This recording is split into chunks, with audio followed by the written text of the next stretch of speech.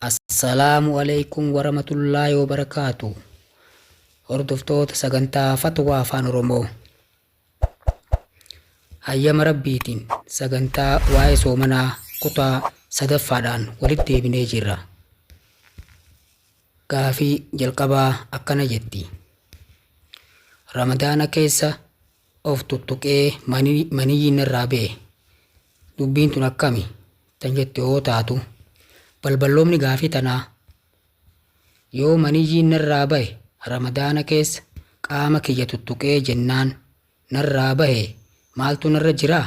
Tan jette yoo taatu deebiin gaafii tanaa guyyaa ramadaanaa yoo taate guyyaa san qadaa baasuu qabda. Wanni biraa homaa sirra hin jiru. Garuu soomana ramadaanaa balleessuu keetiif dilii argatta. Abbaan hukumii tanaa Sheek Alii Jimmaati. Gaafiin itti aantu akkana jetti. Qadaan soomanaa yoo namatti baay'ate akkam godhan? Tan jette yoo taatu balballoomni gaafii tanaa biyyatti gaafa aadaa qabnu hin soomannu. Ramadaanaaf qadaa baasuun yeroo biyya Arabaa dhufellee yeroo dheeraa nyaadhee soomanaa fi hojii walitti dadhabee haga nyaadhee fi haga dhiisallee hin beeku.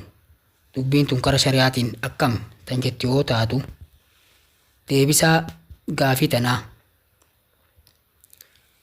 qiyaaza godhiitii akka isiin irra dabartu tokkotti qiyaaza godhii soomii ofirraa baasi. Hadiisa Aayishaa keessatti radiyallaahu anhu Aayishaan waan jettu salaata qadaa hin baafnu soomana qadaa baafna jette. Sooma wanni qadaa baasaniif fursaatu jira. Laakiin salaanni waan guyyaa kamuu dhufuuf jecha salaata qadaa hin baafnu jette. Akkasuma shari'aan Islaamaa obboleeyyan Islaamaa waan haqa Rabbiitiif waajiba Rabbii taate ofirraa kafalaa jedha. Abbaan hukumii tanaa Sheek Alii Jimmaati. Gaafiin itti aantu akkana jetti. Nama soomuuf nazirii godhe yoo haajaan hin guunneef akkam godhan? Tan jettu yoo taatu balballoomni gaafii tanaa naziriin soomanaan nazare akkam ta'a? Yoo haajaan tiyya hin bahin sooma san guutuu narratti dirqamaa? Yookaan immoo sooma san guutumaa guututti soomanee fixuun narratti dirqamaa? Tan jettu yoo taatu deebiin gaafii tanaa naziriin hoggu takka Rabbiif seenan haajan baatee bahuu baattee inuma soomanan.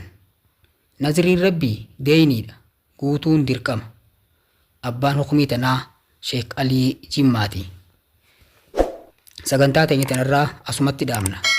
Haga hayyama Rabbiitiin sagantaa biraatiin walitti deebinutti nagaa fi tega Rabbiitiin jiraadhaa.